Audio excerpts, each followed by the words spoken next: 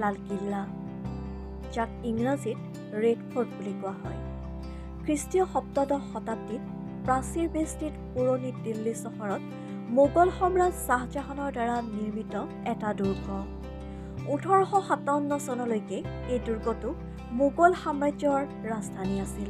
ইয়াৰ পাছত ব্ৰিটিছ ভাৰতীয় চৰকাৰে মোগল সম্ৰাট দ্বিতীয় বাহাদুৰ শ্বাহক পৰাভূত কৰি ভাৰতৰ ৰাজধানী কলকাতালৈ স্থানান্তৰিত কৰে। 1947 চনলৈকে ব্ৰিটিছসকলে এই দুৰ্গটোক এটা সামৰিক ছাউনি হিচাপে ব্যৱহাৰ কৰিছিল। বৰ্তমান এইটো এটা জনপ্ৰিয় পৰ্যটন কেন্দ্ৰ আৰু ভাৰতীয় প্ৰজাতন্ত্ৰৰ সাৰ্বভৌমত্বৰ এটা শক্তিশালী প্ৰতীক।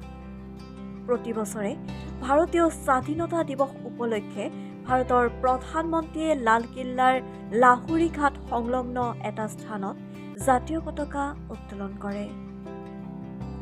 2007 চনত এই কিল্লাটো ইউনেস্কো বিশ্ব ঐতিহ্যবাহী স্থান হিচাপে নিৰ্বাচিত হয়। লালকিল্লা দিল্লীৰ উত্তৰ অংশত অৱস্থিত।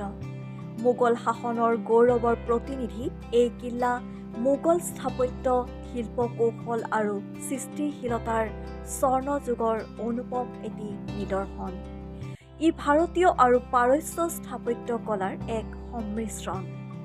জাল আকাৰ জ্যামিতিক নক্সাৰ গঠনশৈলীত দুৰ্গৰ প্ৰাংগণ নিৰ্মিত। পৰৱৰ্তী কালত ৰাজস্থান, দিল্লী, আগ্ৰা আৰু অন্যান্য অঞ্চলৰ বহু স্থাপত্য এই জাতীয় নক্সাত নিৰ্মিত হয়। এই দুৰ্গটো ৰঙা বেলে পাথৰৰ বেৰাৰ দ্বাৰা বেষ্টিত, সেইবাবে ই লালকিল্লা নামে জনাজাত। 1544 চনত ইছলাম শ্বাহ ছুৰীয়ে চেলিমগড় দুৰ্গ নিৰ্মাণ কৰিছিল, যিটো এই দুৰ্গটোৰ ঠিক কাষতে আছিল। বৰ্তমান উক্ত দুৰ্গটো লালকিল্লাৰে এটি অংশ বুলি জনা যায়। সমগ্ৰ দুৰ্গ প্ৰাংগণৰ আয়তন 120 একৰ।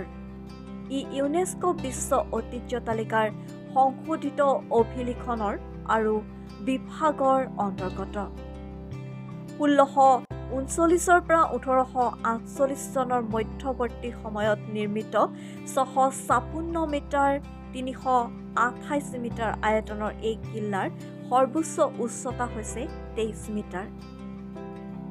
লালকিল্লা যমুনা নদীৰ পাৰত অৱস্থিত।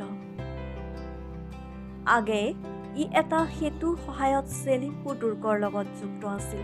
বৰ্তমান সেই সেতুটো এটা পথ হিচাপে ব্যৱহাৰ কৰা হয়। দুৰ্গ প্ৰাংগণৰ প্ৰাসাদটো দেৱান-ই-আমেৰৰ পিছফালে অৱস্থিত।